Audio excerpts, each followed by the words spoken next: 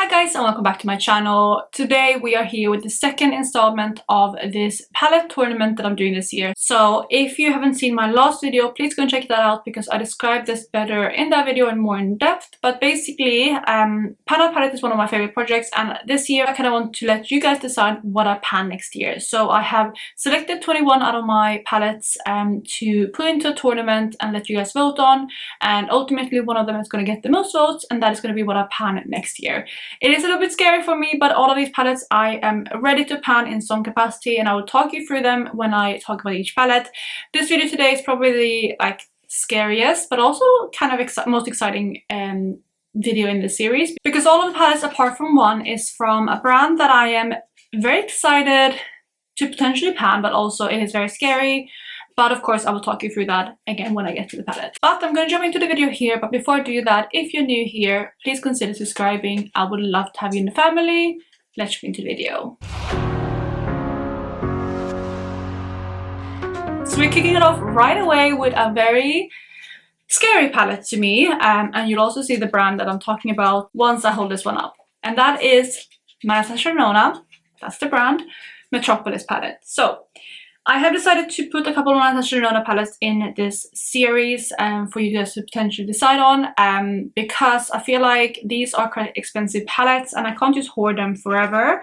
So I wanted to put some of them in for you guys to vote on. So this here is my Metropolis palette, which is my oldest Natasha Denona palette, and I've had this for the absolute longest, and I absolutely love this palette, but as you might be able to see here, it doesn't have that much use. I do have two pans in here, but those have been from Pando's eyeshadows, I believe. And I've really been wanting to get more use out of this palette for a long time. I've secretly been hoping to roll this one in, for example, to my product level up, although it would be a very, very scary thing to roll in because it has 28 shades. But I just wanted to get more use out of the palette as a whole. So something like this would be really fun for me as a Panda palette. It has a lot of different options. You have some more kind of everyday neutral shades. You have some greens, some blues, some like orangey reds. So again, a lot of different options. I think with a lot of these palettes, especially the first three I'm going to talk about from Natasha Denona, the thing when rolling them in is that I probably wouldn't finish the whole palette. I probably would just get progress across the palette, and then like a lot of pans, you know, loads of massive pan expansions, but my goal wouldn't be to finish any shades.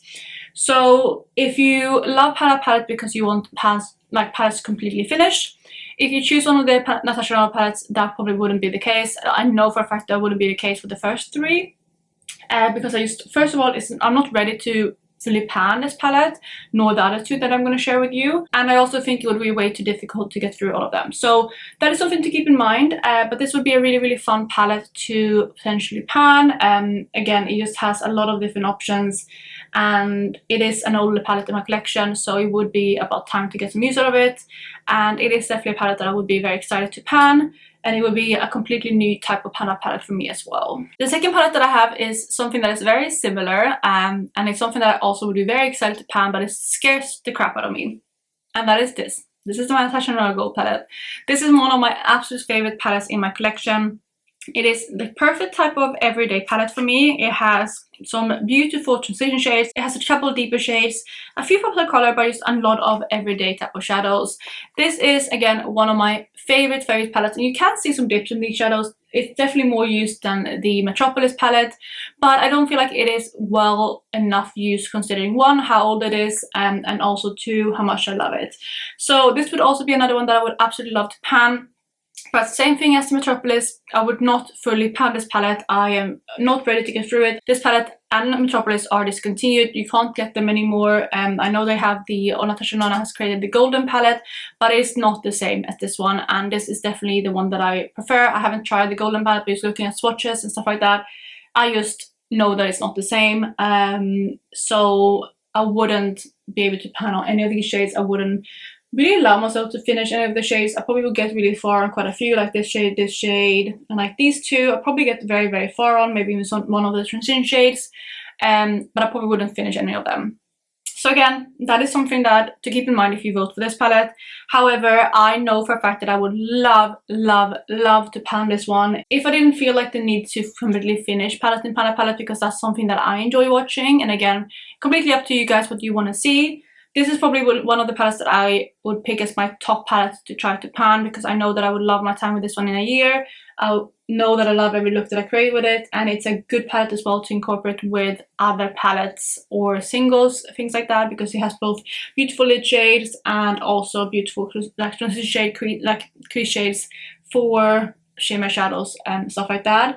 So yeah, that is the next option. I'm really excited for the possibility of panning this one, but again, it does scare me a little bit because it is one of my most treasured palettes. Then the last of these palettes that I kind of am not fully ready to pan completely, but I do still want to have in as options, again from Natasha Denona, is this palette right here. This is the Biwa palette, so it's another large palette from her. So this palette is one that I actually got handed down, or I purchased it from my friend Martina. She was declaring for my collection. I got it very discounted from her. It didn't really have much use at all at that point, and it still doesn't have that much use, but it's a beautiful, mostly matte color story, and one of the reasons why I feel like this would be so perfect to pan is that it's again something that I can pair with a lot of other shadows in my collection. I would have a good base palette right here, especially with those mattes.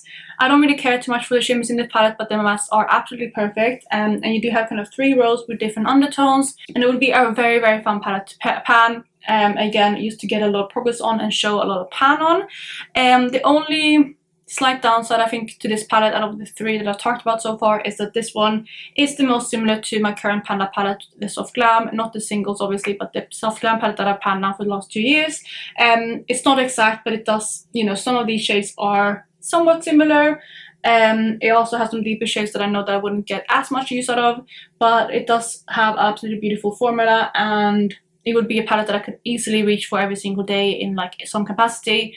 So it would be one that I can incorporate in almost every single look, and I think get a lot of progress on. I think this one would be more versatile than the gold palette, but I feel like I would be able to use the gold palette more in each look. Hopefully that makes sense. And then Metropolis palette obviously is very different from these two, but yeah, really excited to, again, the possibility of panning this one. Out of the 3, this is probably the one that I would personally vote on the least, but again, I do think this one would be a very handy palette to reach for. And one of the reasons why I was so excited to bring this one into my collection was because I was so excited to pair this one with my indie shimmers. So if you guys ended up going with this palette, I know that I would have a very fun time pairing this one with loads and loads of indie singles. So that is option number 3, and again from Natasha Denona. The next 3 palettes are also from Natasha Denona, like I said, but these are a little bit different because they are different mini palettes. So first up, which I already held up, is the mini gold palette. This here is like the more colorful out of the 3 that I'm, oh, not quite, but it is a little bit more colorful out of the 3 mini palettes I'm going to talk about. This here is another palette that I got handed down to me, and it does have pan in every single shade because I had this one in my product level up as level 5. It has some beautiful kind of green leaning shadows, and I do think this is a palette that I could easily, well, not easily, well, I think relatively easily get through in a year. Again, it already has a lot of progress on them. I already have pan on all the shadows, and it's 2 mattes, 3 shimmers, which gives a little bit of variety too. I absolutely used to love green shadow looks, but I don't love them as much. So this is a palette that I feel like I still would enjoy, but I don't feel like I need to have it around as much anymore as I used to. And I also have other green palettes if I want to do these type of looks. So it's definitely one that I would be quite keen to get through. The shadow that I would struggle with the most is definitely this green matte here, just because again I'm not into green looks as much, but I do think that I could probably incorporate it with a lot of neutrals from other palettes too and make it more wearable that way. And then the rest of the palettes I think I could get through relatively easily, because this one does lean, it has a little bit of an olivey kind of undertone, but it does lean quite neutral. This shimmer is just like a dark shimmer which I compare with a lot of other things. This shimmer is really stunning and it's one that I really like. This one of course is a little bit more green leaning, but I can always top it with other things to change the undertone of it and like just play around. So I don't think this one would be too difficult. So this is definitely a really good option. And when it comes to this palette and the other 2 I'm going to talk about, with these mini palettes that I have to share, again, I have 3 in this video and I have a couple others in my next installment in this little tournament. I would potentially be into the idea of panning like 1 or 2 of these together, or like 2 or 3 even. I could either do it in the sense of like panning this one for the first 6 months of the year and then rolling in another one at halfway point, or I could do 2 simultaneously. Anything you guys want to see, that would be an option. So this would be the first one, and again I could just pan this one on its own and then roll in more shadows into like my rolling print pan or other products to finish instead. But let me know what you guys think about this option number 1 for these like mini palettes and option number 4 in the video. The second of the mini palettes that we have is the mini Biba palette. This here is definitely more neutral leaning, but it does have a bit more of a kind of peachier undertone. So it is obviously the mini palette to go with the Biba palette, the large one I talked about earlier, because it does have like a little bit of a different undertone, but it does have those kind of peachier shades. This one does majority have matte shades, which makes it a little bit more limiting, but since it's only 5 shades and like there's only 4 mattes, I don't think it would be that hard to finish anyway. This here is a cream to powder matte, and it's a bit of a weird formula compared to some of her other cream to powder mattes, but it still performs nicely. And both this one and this one can all be used as crease shades for me, so I feel like they would pair really nicely with other looks. And then because of that, I think this could be like my go-to outer corner shade. It also isn't like too deep compared to some other outer corner shades in other palettes, so I feel like I could get through that one too. And then it has this one shimmer shade, which again would be very easy for me to get through, maybe not straight away, but at least throughout the project. So this is definitely another palette that I feel like would be quite fun. This would be a nice, easy, like everyday palette as well. And this shadow here I can use like an in the corner highlight or as a lid shade, so it would be versatile in that sense. And I could also top it with other indie shimmers, stuff like that, to use this palette like on the daily, but with incorporating other shades for my collection. So definitely a fun option, and again I could pair this one with the mini gold palette or on its own or with the next palette I'm going to talk about. So again, and the options are open and you guys can help me decide, but that is the next option for this video. And then the last Natasha Denona palette in this video is this here, which is one of her baby palettes. It's the Baby Love palette. I got this one in my advent calendar last year, so it hasn't really been in my collection that long, and actually I haven't even used it on my eyes yet. One of the reasons why I would be so keen to pan this is because these 3 shades already exist in the original Love palette. They are duplicate shadows, and I do have the Love palette, so I already have these shadows in that palette. So if I pan these, I would still have them all around, and this would also be a really nice palette to pair with one of the other mini palettes that are options in this video or the next. So that could be, you know, just making it slightly more difficult, but again it's up to you guys. I do love kind of pink tone shadows, so I feel like this would be really fun to incorporate, and I do love this pink shade. And this is a nice kind of outer corner shade, a bit more of a reddish undertone too, like a reddish brown, which is something that I really like too. And then it has that one shimmer shadow, which is a little bit deep for me to use as an inner corner highlight, so it would probably be a lit shade, but again I can pair with other single shadows and other shades from palettes just to make it a bit more versatile. But yeah, that is the next palette. It's a very small one, but let me know if you want to see this one move on to round 2, or again if you want me to pair this one with another palette. If for example you want to see me pan one of the other, like let's say the mini Biba palette, if you want me to see this, pan this one, and this one moves forward but this one doesn't, when this one goes into round 2, you can mention in the comments that you want me to pair it with this one, for example. That's something that I'm willing to do with these mini palettes, because, you know, it still would only be 8 shades, which would be less than a standard palette. Like some of the ones, especially the ones I'm going to talk about next, has way more shadows than that anyway. So it is something to keep in mind. So just because you want this to be like a sidekick to another mini palette, you don't necessarily have to vote for it right now, because I would still consider kind of adding it as an add-on if one of these mini palette wins. And same goes for like all of those mini palettes. As long as one of them is in the running, I would consider that at the end, so just keeping that in mind. Then we've come to the final palette in the video, and this is a different brand that I talked about, and that is Beauty Bay. So we do have my Beauty Bay Love Notes palette, which is a palette that I really love. I love the undertones that are in here. I absolutely love these kind of pastel-y desaturated colors, which this one has a lot of. It has pinks, purples, some reddish tones, and also some neutrals in this corner right here. So it would be quite versatile, and it also has a lot of pans, as you can see. This is a palette that I would definitely try to finish a couple of shades. It wouldn't be, even though it's a large palette, it has 20 shades.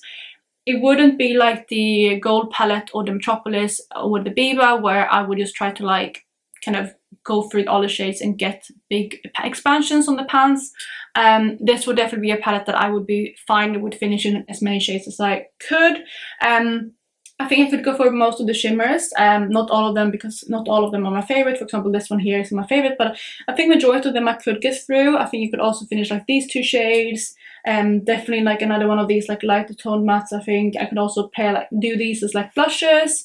So yeah, I would definitely be able to get a lot of progress on this palette, and I do again absolutely love it. It is one of the color stories that I really love, because again, these tones are what I'm into at the moment. Who knows, maybe throughout next year it will change, but as of now, filming this is my favorite type of undertones. And another thing that's a pro with this palette is that it is relatively light, which is something that I'm doing a lot with looks right at the moment. I don't go super deep with my eyeshadow. Even today, like I do have like an outer corner shade, and this was a palette bingo, so I randomized the shadows, but this is kind of how I like doing my eyeshadows now, where it's a little bit deeper on the outer corner, but it's not like super deep. Yes, I do it sometimes for filming, but on the daily I rarely add like a super deep brown in my outer corner anymore. So in that sense, this palette is also perfect, and yeah, it is the last option for this video, so let me know what you think of this one. So those are all options, and just to recap again, we have the Love Notes palette from Beauty Bay, we have the Baby Love from Natasha Denona, the Mini Biba also from Natasha Denona, and the last mini palette we have the Mini Gold palette from Natasha Denona. We then have the big boys from Natasha Denona. We have the Biba palette right here. We have the Gold palette. And then lastly, the Metropolis palette. So let me know which ones out of those are your favorite. You can vote for as many as you want, but only the top 4 will move on to round 2. As I mentioned in my last video where I go through everything in detail, 4 palettes in each round will go on to round 2.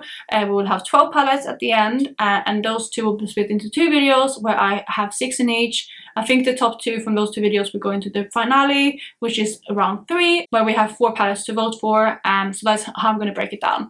So again, let me know which one of these palettes you would like to see move forward. I will tally up the votes, and I will film the next installment in like a week or 2 weeks time, so that gives you a little bit of time to think about it and also to watch this video. So yeah, I will wrap it up here. The next video that will go up will be the 3rd installment of the round 1, so you can look forward to that. But in the meantime, I hope you guys are having a fantastic day, and I'll catch you in my next one. Bye guys.